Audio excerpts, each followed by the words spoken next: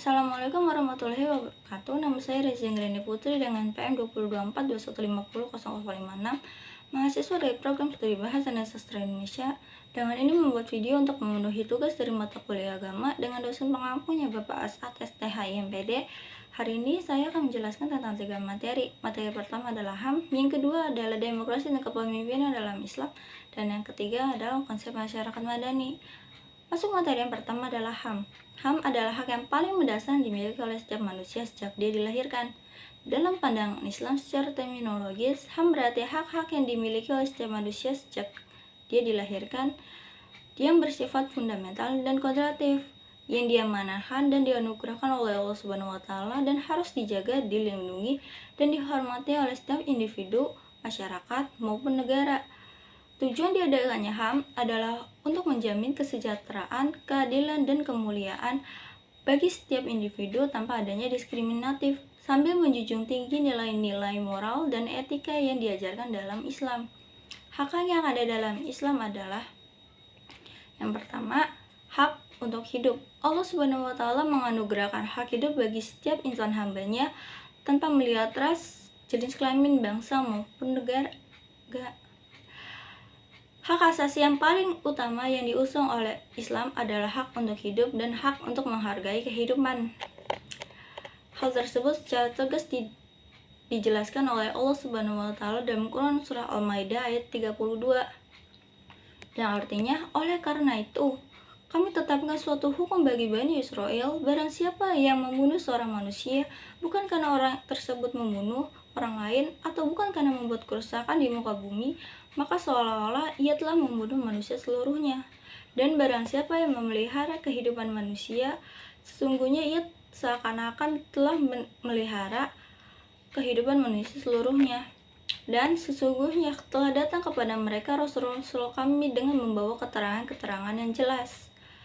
Kemudian banyak di antara mereka sesudah itu sungguh-sungguh melampaui batas dalam berbuat kerusakan di muka bumi. Hak yang kedua adalah hak atas kebebasan beragama. Dalam Islam, kebebasan beragama merupakan anugerah dari Allah yang dianugerahkan sejak manusia dilahirkan. Kebebasan beragama tidak boleh dihapuskan oleh perseorangan, lembaga, ataupun negara.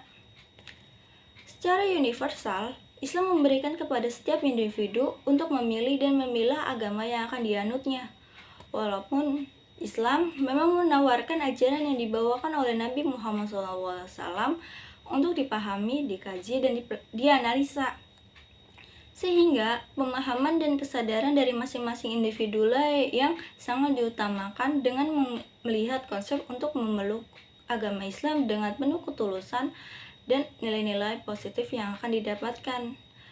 Namun pada akhirnya tetap tidak ada paksaan, sebagaimana telah ditegaskan oleh Allah Subhanahu wa Ta'ala dalam Quran surah Al-Baqarah ayat 256, yang artinya tidak ada paksaan untuk memasuki agama Islam.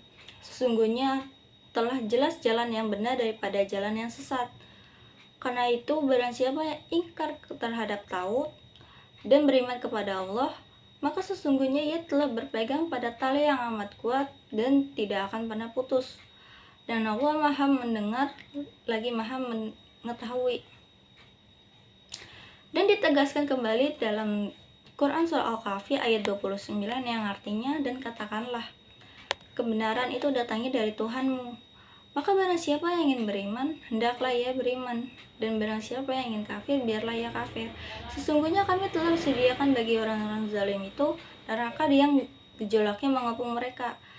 Dan jika mereka meminta minum, niscaya mereka akan diberi minum seperti besi yang mendidih yang menghanguskan muka.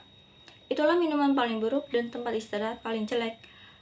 Quran surah Al-Baqarah ayat 256 menyatakan bahwa tidak ada paksaan dalam agama. Sementara Quran surah Al-Kahfi ayat 29 menyatakan bahwa setiap orang bebas memilih untuk beriman atau tidak. Keduanya menegaskan bahwa keyakinan yang sejati harus datang dari pilihan bebas dan tidak dipaksakan oleh pihak manapun. Hak yang ketiga adalah hak atas perlindungan hak milik. Perlindungan ini diimplementasikan dalam bentuk diharamkannya mencuri dan merampok, serta yang sejenisnya yang mengancam eksistensi hak milik. Selain itu, memang disertai dengan ancaman yang keras bagi pelaku pencurian. Yang keempat ada hak berkeluarga atau hak memperoleh keturunan. Hal ini diimplementasikan dengan diharamkannya zina. Namun dalam pembuktian delik perzinahan tersebut mesti didukung dengan kesaksian yang valid, yaitu 4 orang saksi laki-laki. Jika tujuan tersebut tidak dapat dibuktikan, maka pihak tertuduh zina dapat dibebaskan. Namun, penuduhlah yang akan terkena ancaman yang berat. Materi yang selanjutnya adalah demokrasi dan kepemimpinan dalam Islam. Demokrasi merupakan kebebasan dalam menyampaikan pendapat, aspirasi, atau pandangan yang ditujukan kepada pemerintah sebagai perwakilan yang telah diberi amanah dan tanggung jawab dalam mengurusi masalah yang terjadi dalam masyarakat dengan tujuan untuk menciptakan kesejahteraan sosial. Demokrasi adalah sistem pemerintahan di mana kekuasaan tertinggi berasal di tangan rakyat. Oleh sebab itu, muncul kalimat dari rakyat, oleh rakyat, dan untuk rakyat. Demokrasi berasal dari kata demos yang berarti rakyat dan kratos yang berarti kekuasaan. Sedangkan demokrasi dalam Islam mengakui bahwa adanya otoritas yang lebih tinggi daripada manusia, dalam hal ini rakyat, yaitu adalah otoritas agama atau Tuhan. Demokrasi hadir untuk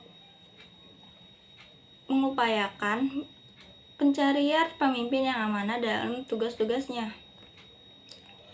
Kepemimpinan dalam Islam. Kepemimpinan adalah seseorang yang dapat mempengaruhi, mendorong, mengajak, menuntun, menggerakkan orang lain agar menerima pengaruh sesuatu yang dapat membantu pencapaian tujuan tertentu.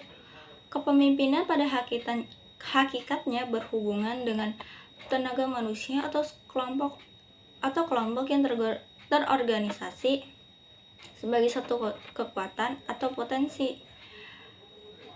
Kepemimpinan dalam Islam adalah cara pandang Islam yang menjadi dasar landasan pemikiran terhadap peran kepemimpinan. Konsep kepemimpinan adalah konsep yang dimiliki oleh ajaran Islam dalam memandang kepemimpinan. Kepemimpinan sendiri dalam Islam memandang dan mencakup beberapa aspek, antara lain yang pertama, aspek pengaruh. Dalam ajaran Islam, pemimpin yang tidak memiliki pengaruh akan menyebabkan hilangnya kepercayaan umat terhadap kepemimpinan tersebut.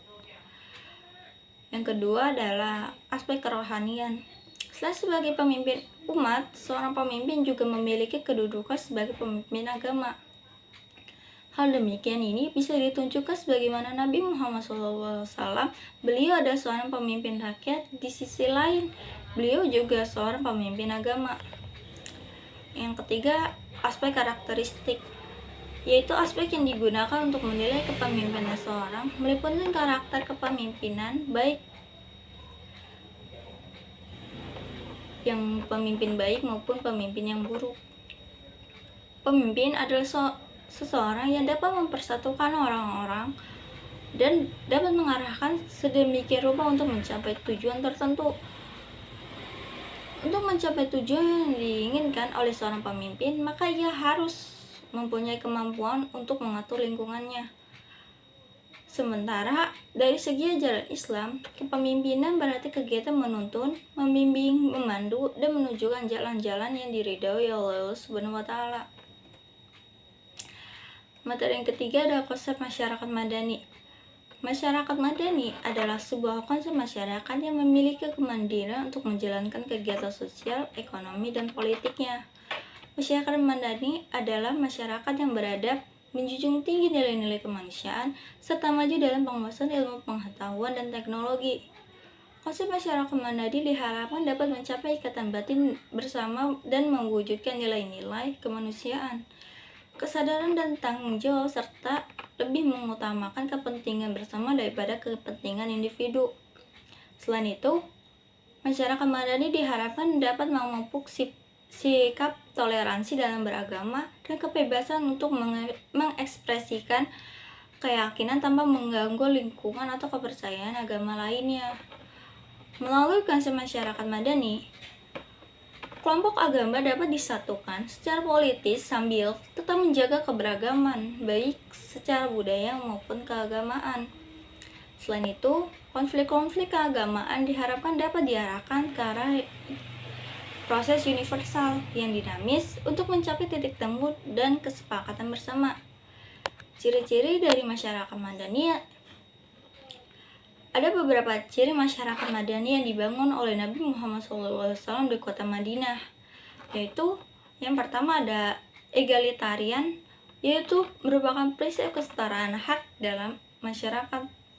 Yang kedua, penghargaan terhadap orang yang berprestasi tidak berdasar pada aspek kesukuan, golongan, dan kebangsaan. Yang ketiga, ada keterbukaan partisipasi seluruh anggota masyarakatnya. Yang keempat, ada penegakan hukum dan keadilan. Yang kelima, toleransi dan pluralisme. Semangat hidup saling tolong-menolong benar-benar ditegakkan oleh Rasulullah SAW. Demikian pula semangat pluralis, keanekaragaman agama, suku, ras, dan golongan sangat dihormati dan dijunjung tinggi. Yang keenam, ada musyawarah, yaitu kebersamaan dan kesepakatan. Jadi, kesimpulannya, ketiga materi tersebut memiliki hubungan di mana HAM dalam Islam memberikan hak-hak yang mendasar untuk manusia menjalani kehidupan tanpa adanya diskriminasi dan mendapatkan keadilan. Demokrasi dan kepemimpinan dalam Islam hadir untuk memastikan bahwa HAM ditaati, dihormati, dan dipertahankan, serta agar tidak terjadi pelanggaran terhadap HAM. Masyarakat madani hadir sebagai hasil dari penerapan HAM, demokrasi dan kepemimpinan dalam Islam yang sesuai dengan ajaran Islam. Sekian dari saya. Bila ada salah kata, mohon maaf. Wassalamualaikum warahmatullahi wabarakatuh.